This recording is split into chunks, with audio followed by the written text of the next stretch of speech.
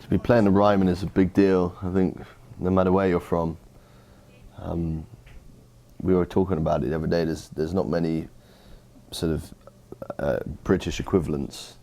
You know, in London there's not really a venue that with quite the same history actually, you know, in terms of the prestige of this place. We got some great venues, but this place is certainly very special.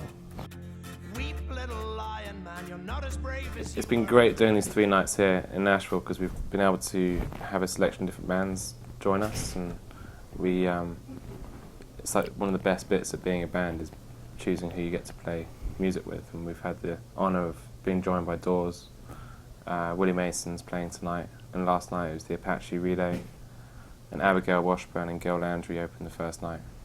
So yeah, just basically our favourite music is everything that we play. We share the stage with. It's the easiest way to find that out. Yeah. Most of the new songs in the set we've developed on the road, like the way that we flow as a band, or the way that we try to road test as much of the new material as possible, which is different to how some other people do it. It just seems to feel right for us. I think people are kind of starting to get the idea as to what the vibe is with the next record. I think we've played quite a lot of it live now, probably more than half of it. So it shouldn't be too much of a shock to people. No. It's, you know, it's very much the same ingredients. I think there's like more maturity in the writing, and yeah, it's going to be fun. When we were out on the road, it didn't feel like we were making a movie. It wasn't that. It was like they were just capturing what it was like to have 120 people travelling across America in vintage train cars. There's like 14 vintage train cars, and we were there just living and breathing it, playing music through the night. We would play a show, everyone piles on the train, and we had like one of the cars was just constantly set up as a jam, and we play all the way through like Arizona desert, and that was like, yeah, probably the best 10 days of my life. Playing with Bob Dylan, Mr. Dylan, at the Grammys was a huge deal, obviously. It was a lot of fun. As for how it came about, we were sort of asked if we wanted to play the Grammys, and then we weren't too sure about it. We'd never been too sure about like awards ceremonies, and TV cameras are scary. So we went that into it, and then they sort of said, well, if we do it as like a group thing, so they mentioned the Avett Brothers, and we loved that band, so we were excited about that. And then they said there's going to be another ingredient, but we can't tell you who it is. So we didn't actually know it was Bob Dylan until, I don't know, about a week before. And it was your heart on the line. For us, for Mumford & Sons, like gigs have been everything for us. We continue to develop our songs and everything on the road, and we just tour, and we feel very natural in the habitat of like being nomadic sort of musical gypsies, as it were, in the circus of the road. So it's very important to us that the gigs are spot on, and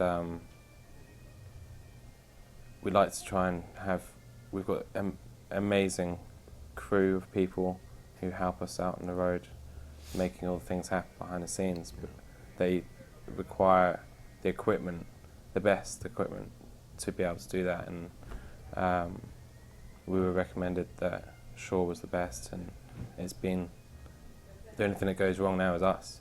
Like, it's not, it's a lot, you want to cut out all of the like weak links in a chain, and just the buck stops with either forgetting lyrics or playing wrong chords or dropping drumsticks. It's just, yeah, better to have the human error there and take out the other stuff.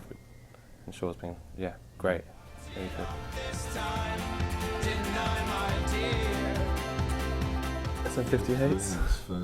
SM58's like the most standard mic in the world. So yeah, kind of got used to some pretty worn-in 58s and Pretty smelly 58s. yeah, in London when we were starting out. Grotty venues in. We've since now get to travel with our own ones, which is really feels like a luxury.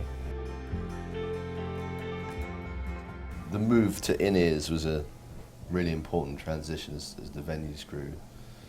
And it's actually, it just gives you a lot more freedom. I think you can be safe, you can sort of relax and be safe in the knowledge that you're going to have a mix that you need. Doesn't matter if you're playing bass, you know, front left, or if you're at the back playing the drums. It's all with you. It's just simple, just works. And you can focus on not dropping those drumsticks. And you know, and it doesn't, like where you're getting the sound from doesn't change. It's always there. It's not like 1 minute the wedges are coming from like the side or in front, or you know, the drum fills behind you. Readjust. No.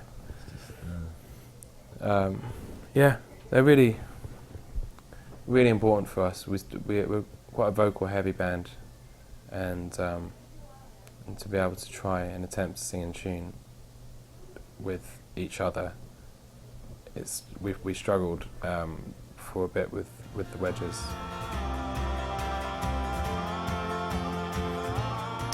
London's a really great place for music at the moment.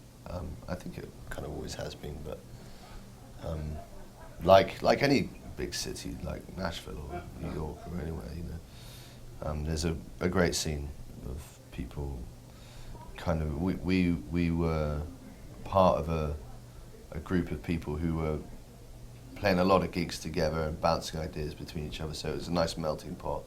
There's sort of like, competition isn't a word that we would ever like use, but it's like a healthy kind of creative environment where people are sort of being forced to do better and like try harder. We've somehow bypassed a lot of the sort of stardom and the celebrityness, which I guess seems to plague other bands or musicians or other people in the public eye, and for whatever reason, whether it's respect or disinterest, people seem to be more up for our music than